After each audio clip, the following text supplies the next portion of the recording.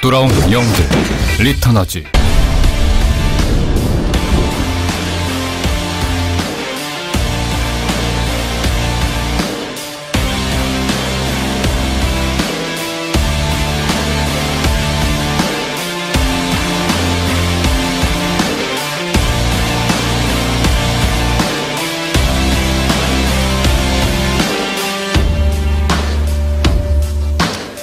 Back, everybody, to the 2016 Hearthstone KeSPA Cup here with Valdez and Wolf. We're getting into the winners match now, so we're going to introduce, kind of how things went up until now. Yeah, and pretty expected for CheOnsu to advance, of course, being one of the representatives at BlizzCon for Korea, up against DDaHyoNi, the recently Cloud9 sponsored player.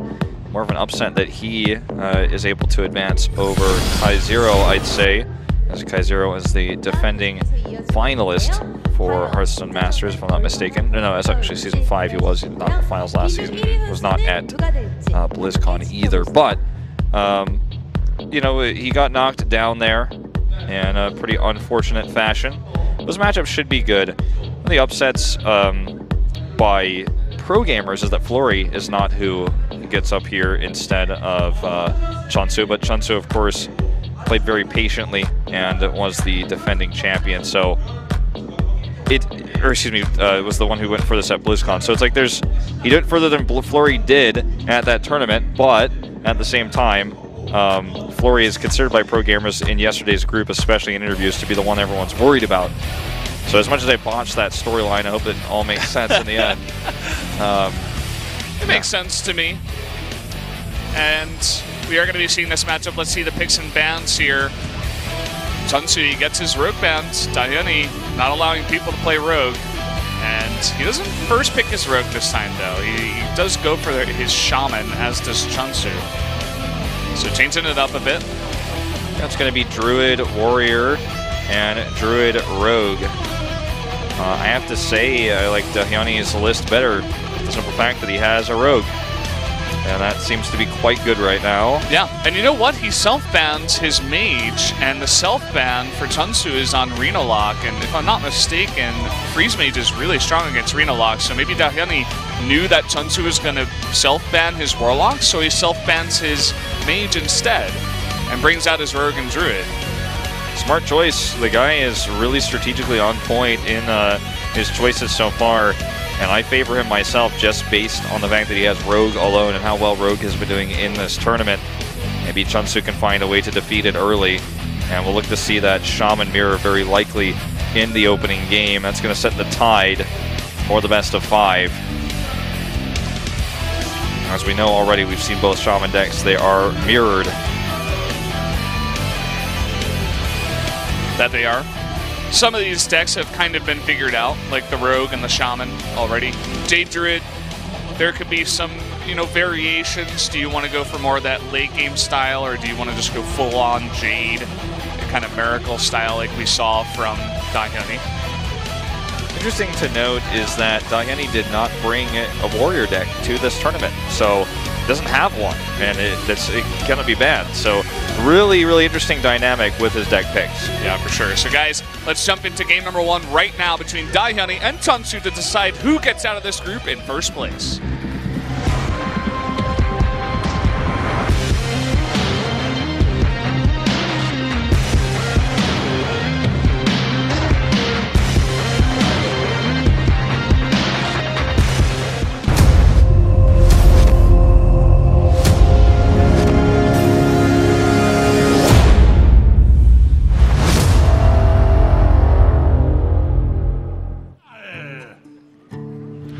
Rogue comes out first here for DDaHyoNi, and it will be CheOnsu's Shaman, or CheOnsu, sorry. There's a Heroes pro gamer called CheOnsu, so I get the names mixed up. Yeah. And they're nothing alike. CheOnsu is an incredibly aggressive player who would never ever wait for rope, whereas CheOnsu is waiting every time. This is the fastest mulligan we've seen from him in this group. Yeah, it was a pretty easy mulligan at that. He did have double Maelstrom, which is not something you want, and I forget what his other card was, but it was a 4 cost, so generally you want to mulligan those out for stuff. Mulligan those cars out for stuff like the Tunnel Trog or the Pirates. The whole crowd is like, ugh. Not again, Patches. Jesus. Ooh. That's Fire some Elemental. Nice late game power, especially against Shaman. That's a great draw. It's not going to be useful until the later stages, but when we get there, that is going to be so powerful. And this game should be going to the later stages. We don't see a crazy curve just yet out of CheOnsu, though he does pick up the Totem Golem here. I think the Totem Golem is a strong play.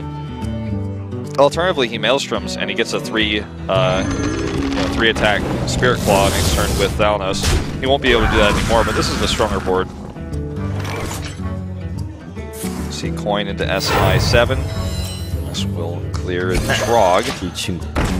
Clear the other if it runs into to his SI7 with his weapon on the following turn. Flame Tongue comes in here. You may just want to. Healing Totem. Yeah. There it is. He had a 1 out of 4 chance, and this is really good because he's going to have to use both Patches and his weapon if he wants to clear that now. Instead of just one. Yeah, Could have played a small-time Buccaneer. If he had the spell power there, it wouldn't have been as good because he did use the Overcharge. He wouldn't have been able to use his claws. He would have just used Thalnos if that's what he's wanting. And that makes that a really efficient trade for CheOnsu. Now play that small-time Buccaneer and the Spirit Claws with Thalnos if he was looking for pure damage. I think he'll probably just play the Buccaneer and save the surprise of the Spirit Claws on the Thalnos. Patches will come out, and he can use Flame Tongue to maximize this damage. Yeah. Against a rogue, you don't want to let them have too many turns where they can get their gadgets up and running, or even just get, you know, Drakes on the board, stuff like that. So you want to put on as much damage as early as possible. The small time comes out now for DDaHyoNi. He's going to use his weapon to clear Patches. 3 weapons. Wow, he's forced to use the Conceal. That's not a good sign. He won't be able to use the Fire Elemental next turn, but he doesn't want to. Yeah. He wants to be able to have more efficient clear. You can see DDaHyoNi's face. He's like, oh, I'm going to lose with Rogue. This can't happen. Rogue needed a win, for sure, and he's not in a good spot. The Spell Power Maelstrom is enough, and okay, here we go. We have the Fire Elemental, and he can clean out Thalnos, but he's down to 10 health now. Which means he's really down to 5 at best. Jade Lightning comes out, and he has the Flame Tongue. That will be game. Going to be 5-1. Kill him, finish him off any way he chooses. We'll use the Swashbuckler. And Rogue goes down this time. And CheOnsu will remove Shaman. Those 3 wins he needs. It's kind of risky, you know, to go for something like that. If you run into a Shaman who gets a really nice curve and you don't have the best curve in the world, then you're just going to lose your Rogue, and it's not, you know, it's just another loss there to start it off early. But he's like, it says here that I lost as Rogue. I can't sign that. That was CheOnsu. It's like, wait, he was Rogue? That's DDaHyoNi who did lose and is not happy about it. It was actually funny, some of the most emotions we've seen from CheOnsu in this group so far was to smile and talk to the referee there. He's been very calm and patient. He's like a mastermind. It's like a L from Death Note or something. Yeah, kind most of. the time. Sits back in his chair. He's also wearing a suit and tie. Yeah, you know, the thing is, this is the theme has been very suit and tie for this tournament. Very classy here at Hearthstone KeSPA Cup. So let's jump into the second game of the matchup. CheOnsu versus DDaHyoNi.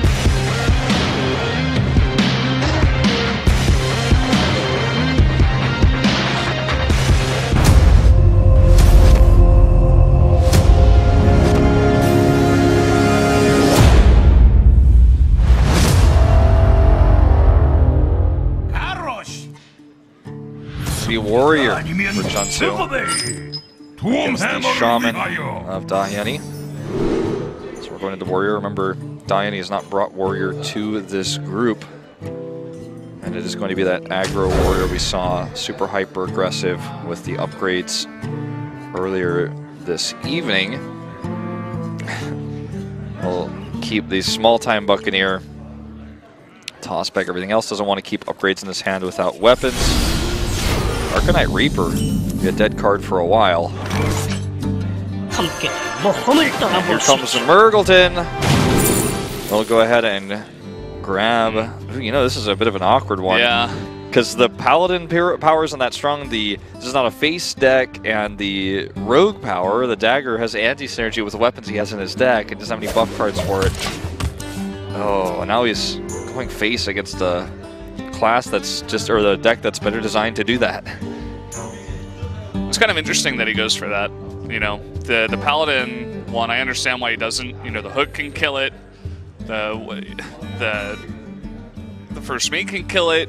The Frothing Berserker is going to get some free buffs from it. It's just not that good at all to have. He really just wanted probably the Priest hero power. As we saw earlier, he's just unlucky. If he knew those were the three he was going to get, he probably would have just played the small-time Buccaneer instead. Okay, he can clear patches here. Could actually Trog for a follow-up Wolf turn 3. It'll be hard to kill that Trog without a weapon. Patches comes out too, so he can trade patches. Leave patches alive, doesn't really matter which way he does it. Yeah, just wants to get rid of that small-time Buccaneer so that no Fiery War Axe into 3 attack to kill his small-time Buccaneer comes out, so. Yep, that's why he made that choice. I said it doesn't matter just in the sense that he doesn't have a weapon right now, but if he did, that's why he did that. See Coin Frothing here. Should become a 4/4. And with Flame Tongue, this is easily cleared. Doomhammer, seen that yet actually, so a variation here on DDaHyoNi's Shaman to run that. And he's going to, let's see if he actually trades in. He doesn't have to.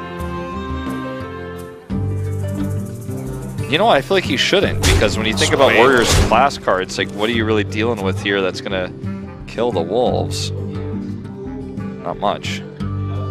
Rhetorical question, Valdez. Just the Fiery War Axe. Yeah, but you can't attack twice with it, so yeah, your cards are protected no matter what. This is an interesting one. For the current board state, the Fire Blast isn't going to be that good. I suppose it helps out if Finley gets a chance to trade with any of the 2 health minions. But the Lesser Heal could help with the trades with the Frothing Berserker, so he's going to go for that. Yeah, the heal is not going to be used for face in this case. It's going to be used for his minions. And Flame Tongue, because the Wolf is cleared here, not going to be as amazing as it was about to be. And it's awkward because Flame Tongue moves to the right. He doesn't have his Shaman hero power anymore, so he's not going to get that value.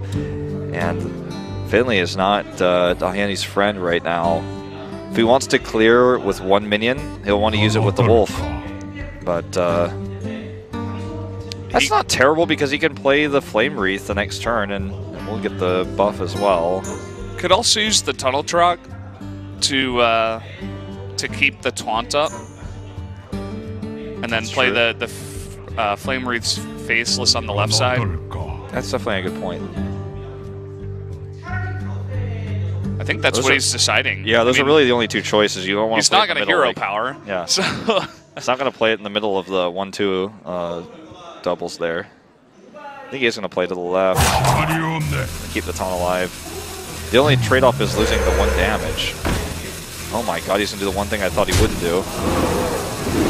Because he wants the buff synergy from the Trog and the taunt. He values those, and he remains with 2 buffed cards. Yeah, I guess that's the reasoning behind it, even though the trade seemed really awkward and just, you know, not inefficient entirely, but the board state is better. Yeah, it cost him his 2 least valuable minions and allows him to have 2 buffed minions plus the taunt, which Causes 4 more damage to face there. And ooh, gets the wolves. He may just want to drop those down again. He could hero power with that. And he doesn't have to trade with Dread Corsair anymore. The only thing is that CheOnsu gets a pretty easy trade with that. Because even if he runs in his Trog, which he might not, but... I mean, the alternatives are, if you play the Faceless, it's going to be a 9-7, but you can just ignore it. The Hammer will cause you to take a lot of damage, but it buffs your Trog, as you guys can see here. Yeah, and you can do 7 damage to face, which is putting CheOnsu in kind of a bad spot. Although he does have the heal this time, so that will definitely help. Yeah. And with the Hunter hero power, you want to put on as much pressure onto the face as possible. So. Well, I mean, this costs him 6 health, but he's 13 health ahead, so we'll put him up 7 until the 7 hits, and then we'll be right back 13 ahead again. There's only 2 taunts in this deck. If he runs 2 Dread Corsairs, he might not, but if he does run 2, this eliminates half the threat of taunt, and this Doom Hammer is so powerful. He may run Rockbiters as well if he runs Doomsayer. We don't know, but definitely something that he could be doing. DDaHyoNi seems to be a bit ahead of the curve in a lot of ways with what he's running in these decks. Okay. Buffed up 5-3. Trades in as he has to. This makes this a 4-4. And direct damage is needed for DDaHyoNi to finish the game. If he draws a Lava Burst, it's all over, as he can't heal with 0 mana left. He's just not ending turn here. He's trying to think about some future follow-ups. He can attack the Flame Tongue Totem, or he can go face.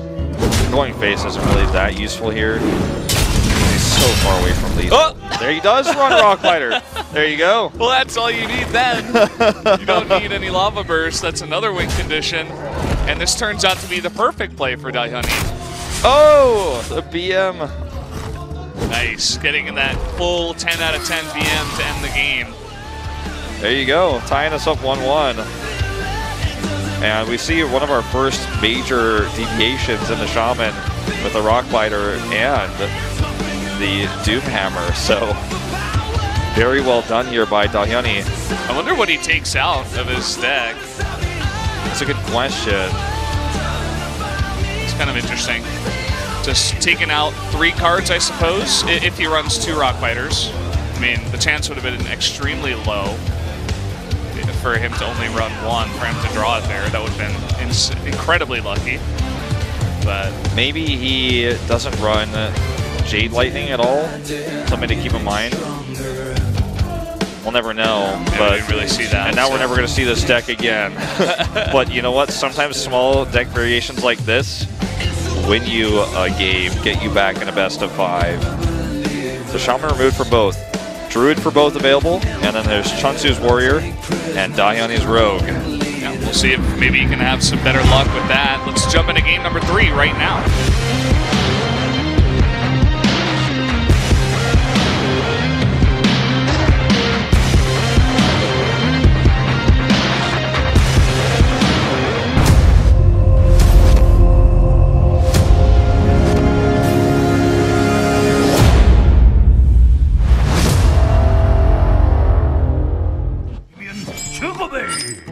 Alright, it will be Warrior again for CheOnsu versus Druid. A bad matchup for the Druid. And this could net CheOnsu the win he's looking for, especially with how aggressive this is.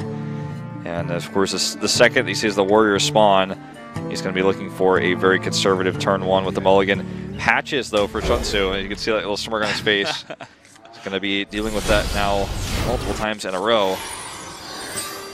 Gets the South Sea Captain as his turn card. Happy Feast of Wintervale. That's what he said. You know why he said that? He said, well played. He said it because he knows. It was DDaHyoNi who said Happy Feast of Wintervale, right? No, it's CheOnsu. Okay, I was going to say he knows because the patches doesn't come out that it's in hand. That's another reason why you don't want patches in your hand, because your opponent knows it's in your hand when you play your first pirate. So it's extra information. He's got a good strong turn 3 follow-up with the South Sea Captain. We do see the coin into Jade Blossom here.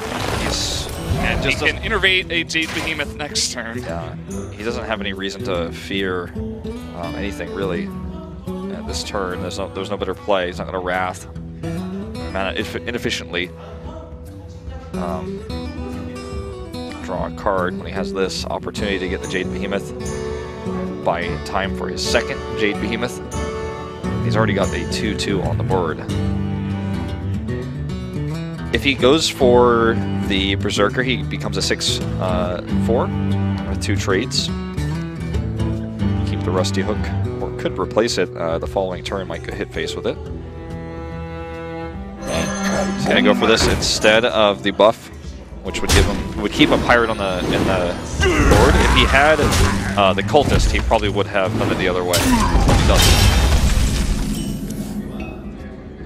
Oh man, Nourish, he can play that next turn after the Behemoth, but he's a little bit concerned about that Berserker. I think he was thinking for just a second, do I remove it now, just in case? But this turn is so strong that I think you just have to go for this. I think he can clear everything and keep everything but Patches alive. Like, he can keep the Berserker alive by running Patches in. When he runs the Berserker in as well, the Berserker gets buffed, then he can kill the 3/3 Jade with his South Sea Deckhand and the Rusty Hook. And he keeps a 8/1, I think. Try not to do math on stream, but I believe this becomes an 8/1 Berserker. Well, let's see how he wants to trade this here. Looks like he's going to run in the Berserker first. This becomes a 7/1, and then it becomes a 9/1 when he trades Patches if he decides to do it that way. It becomes an 8/1 because he's going to keep Patches alive. And he's going to trade Patches into 3/3. Either way, it's going to become a 10/1 and then a 12/1. 12/1, yeah. But with Wrath in hand, that's like an auto, you have to use that. I mean, unless you want to take 12 damage, that is, which I don't know many players that would like to. So you can Nourish, get the 2 extra mana crystals, and then Wrath. I think that has to be the play. You know what? I think that's a fairly weak play just because he loses the card draw. But he can play the Behemoth and a Wrath next turn. There's arguments for both sides. He may have to use the Wrath. Like, he could end up losing this game for not having cards, which is what I'm most concerned about with what he just did. The 2 extra mana is going to be really nice right now, and then afterwards, it's not going to be as important. Well, he has to get rid of the Captain, and then he'll throw out the Jade Behemoth. It's going to summon a 4/4 Jade Golem, and he has Jade Blossom in hand. The Empty Crystal's not going to matter, but the Jade Golem is 5/5. Yeah. So, I mean, this is still an incredibly good position for DDaHyoNi. Leroy could clear this, but it would give him 2 whelps, and it would waste his turn. And it's the only way he can clear this, in fact. CheOnsu in some deep trouble here. This Warrior deck just not having a lot of success so far. And he was able to win in the first series by having double Heroic Strike in hand. He can clear everything but the whelps. So he can clear this with Leroy. Then he can clear the 4/4 with and the Corsair. He can clear 1 whelp with whichever he leaves to do it with. Doesn't matter which order he does it. It's the same result. Actually, we don't want to use his hook to clear that. If he doesn't clear, I thought he would at least kill one of the whelps, but decides to keep it up. Let's see if he gets a Jade. No. Well, he can just grab Swipe here. Pilfered Power is going to be useful. Power of the Wild is not terrible in this case, but because he has the whelps. A Swipe is just so strong right now. Power of the Wild. The Power of the Wild, though, because he gets the 5/5. Yeah, that's a pretty strong board. Can't really blame him for that. I mean, either way, it's insanely good. And CheOnsu has, you know, very little he can do now. He doesn't run execute. Did he purposely not kill the 1/1 with his hero because he wanted to save 1 health? I think that must be it. Because he traded his 2/1, and he did 1 less damage to face, but he took 1 less damage to his face, and one of his minions is less powerful. I think at this stage, I think that's more important. Because you know they're going to can't really do much either way. That's the best way to concede, is to just take some damage first. DDaHyoNi's saying something, he's like, oh, I thought I was screwed. But not the case. CheOnsu falling a bit short with that warrior. And now DDaHyoNi only needs to win with 1 more deck, and that is his Rogue, which, as we said before, one of the most successful decks we've seen in this entire tournament. He lost to that amazing Shaman hand in game 1, but with this warrior, it's going to be a little bit tougher. CheOnsu's Druid, of course, available as well. See what variation it is. He did self-ban that earlier, so that leads me to believe it's going to be a pretty unique Druid. And we'll have to wait and see, but he wants to use his warrior first. Generally, you want to save your decks, because if you show your Druid, you still have to win your warrior, but then your opponent that you're playing in the loser's match, if you lose, just saw what Druid deck you're running, so you want to keep that hidden. So he's going to use it only if he needs it to win. Yeah, no doubt. And this could go to game 5. These guys are very evenly matched. Winner advances to the semifinals, mind you. This is a very important next game here. Looks like DDaHyoNi is poised to take it. He's got the advantage with that Rogue. Yeah, definitely liking his chances here with the Rogue. Can he clean it up on match point now? He has 2 chances to do it. Let's find out.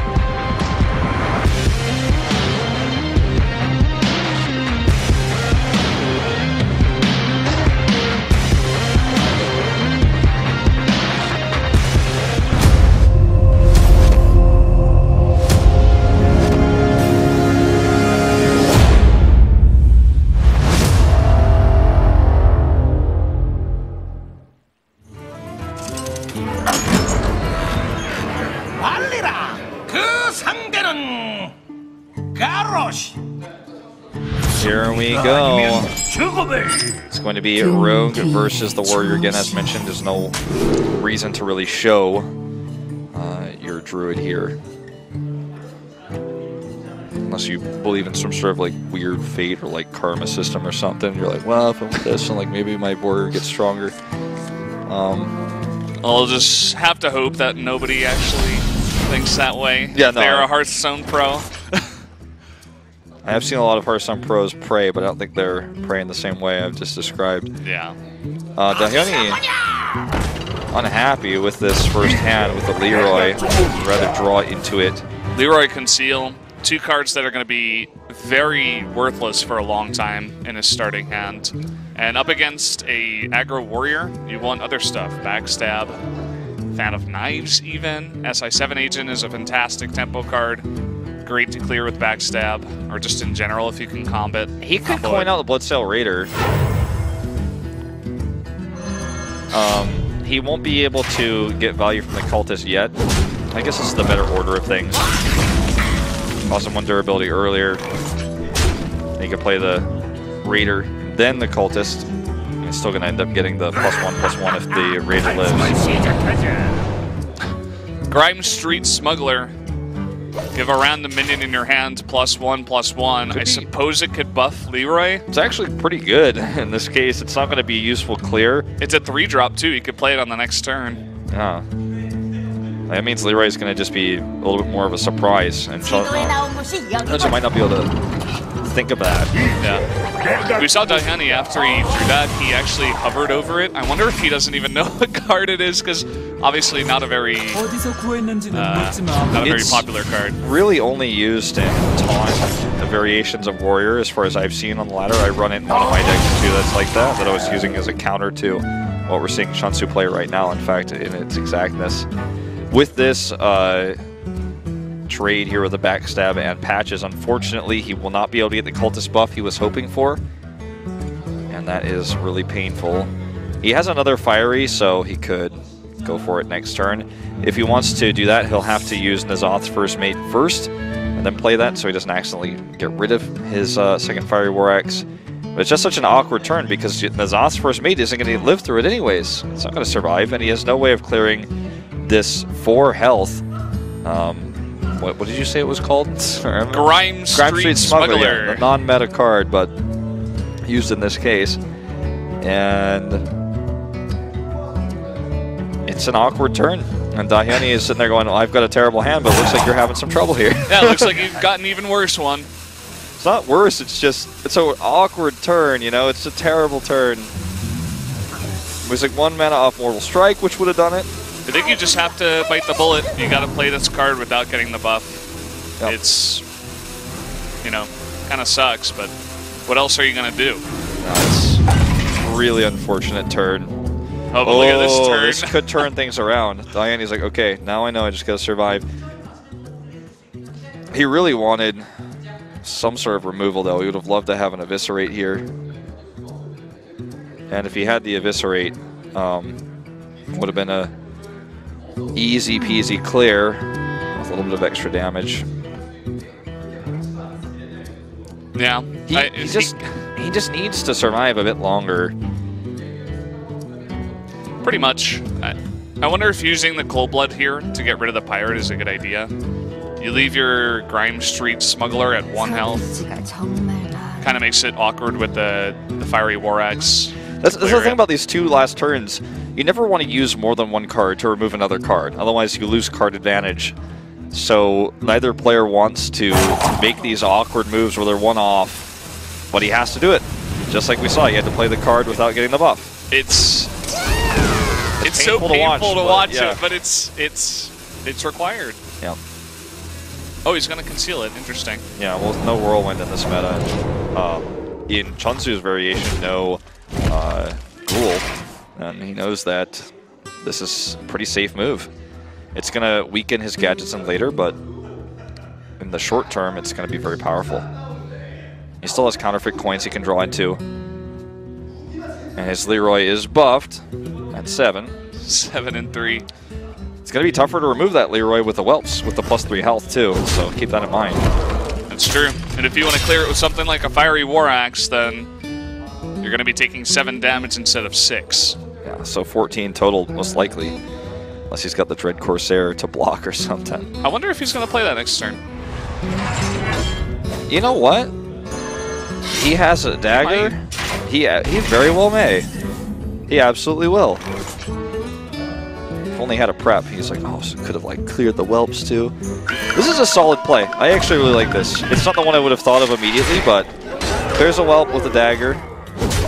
And he's in an insane position right now. Look at CheOnsu's face. You put on a lot of damage. You may force CheOnsu to use the Mortal Strike here. And you could just trade the Whelp into the 4-1, of course. But do you really want to eat 7 damage here? Well, that's the question. I mean, at least the Leroy is gone. And another question is, how many conceals does DDaHyoNi run? Because if he conceals a Van Cleef and you're down to 10 health, then you're in a much worse position than if you use Mortal Strike here to clear the Leroy. I like the Mortal Strike play. It really hurts. But you know the funny thing about this deck that CheOnsu is running is it's so aggro. It's the most hyper-aggro version of this deck we've really seen in this tournament. And yet he always finds himself trying to survive. Because his deck is so hyper-aggro, it can't trade. And he always loses board consistently. And that's... Which begs the question, maybe he should be going face more, but, I mean, he's the pro gamer here. I feel like in the situations where we look back at where he could have gone face, he would have lost too much momentum. Oh, no. Does he do it now, though? I don't think he so, can. Yeah. He's got a large enough health pool, and ooh. He may even just play the Tomb Pillager. I like that because it buys him some health. You see his face, he's really frustrated with the conundrum, but he will get another coin if it's traded into. It's true. That's actually true. But then again, if you coin out the Tomb Pillager, it's you can trade it, you know, it's going to die to both of the things, you know, the Fiery War Axe and the Small-Time Buccaneer. I guess you force him to trade it out instead of just giving him not freeboard, because if you didn't do this, you would be getting a dagger and then clearing the 3-1 instead, but... That's 3 more damage you take. There's a lot of damage in hand with Leroy and the Arcanite Reaper. Man, he's just finally going to go face. It's time. It's finally happening. Time. It's happening. And I'm kind of worried, though, because if DDaHyoNi doesn't draw a spell here, he's really in a bad position. Because let's say he draws a Drake. He's only got 2 more mana to, you know, perhaps stagger up. Okay, he gets prep. Okay, that's insane. That's so important. Okay, he wants to play that before he'll only trade to get the coin. Well, if he can, that is to say. He can with... no, he can't. He can with a dagger, but he doesn't have a dagger. Yeah. He needs to draw another counterfeit coin. Oh my god. And now he can trade. The 1 draw. And you know what? Get 2 cards here. You know what? I feel like he definitely... Oh my god. He should have actually knifed first and then traded his 2-man to get another coin, I'd say. Because if he knifed first, he could have gotten another coin and then continued it. But with this second one, he just doesn't need it, simply put. There is in hand right now 10 damage. He can either 10 damage with Leroy. It's 11 damage with the hook. I don't think he can trade here. I mean, he's got 19 health. There's 9 on board. Already Leroy was used. And Cold Blood, too. There's 2 Eviscerates left. Like, let's think about what the Rogue has. 2 Eviscerates left, maybe another Cold Blood, and no Leroy. So there's not that much damage that he can draw into, but it is scary because, let's say, you know, he gets a second prep, which we know he did. Maybe. Of course, CheOnsu doesn't know. So there's a lot for him to think about. Does he go face with the Arcanite Reaper to get the kill next turn? Or does he kill the Gadget Sand now? I think he does. Save the Heroic Strike. And the Leroy, surprise damage. He's done the calculations, and it seems like going face is the way. And immediately we see the grimace on DDaHyoNi's face. He needs to get some sick draws here. Eviscerate comes off the top. Okay. Okay, he's got a chance. Let's see that prep fly. He can't use both. He can't use both. That's too greedy. He won't have enough mana if he doesn't grab a coin. He's already used 1 preparation. And I don't think he'll have enough damage 9, either. He needs 12 more damage. Well, he's got 4 in hand. Yeah, so he needs 8 more damage beyond what he has now. Let's see it fly. Okay, here comes the Eviscerate. Oh, Swashbuckler, Burglar. Maybe he can get a spell. He could get Heroic Strike. He has 12 health. And... Oh, gets he gets a taunt with 7 health. What is going on? And Violet Teacher. He has a Violet Teacher, okay. Didn't know about that. Does the taunt save him? I think it does. It does. That is unbelievable.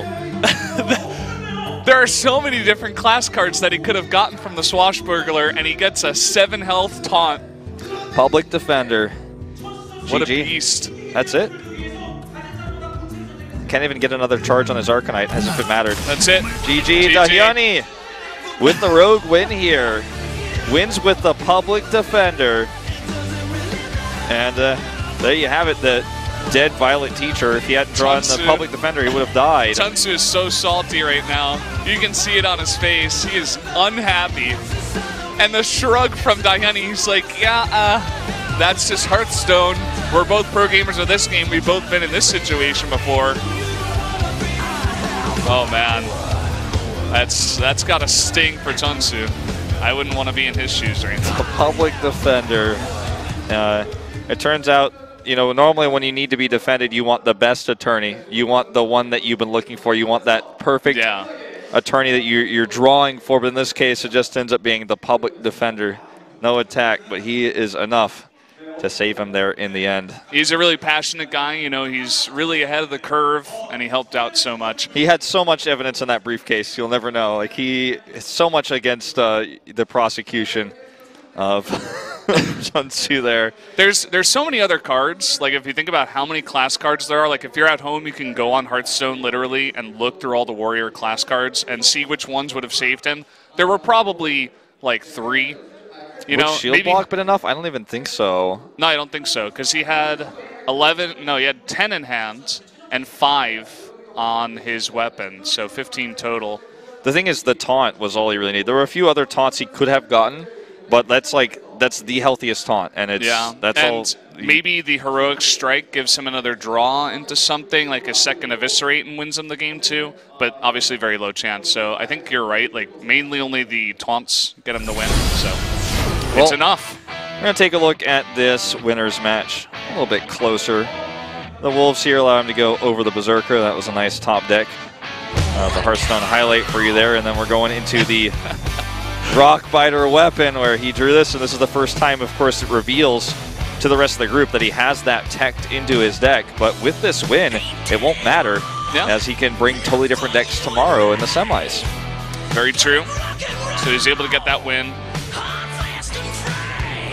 And it was tied up 1-1 here, and then we saw some nice Jade Druid action.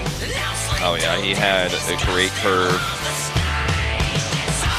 And it was just not enough for CheOnsu to deal with this. Just put him on match point.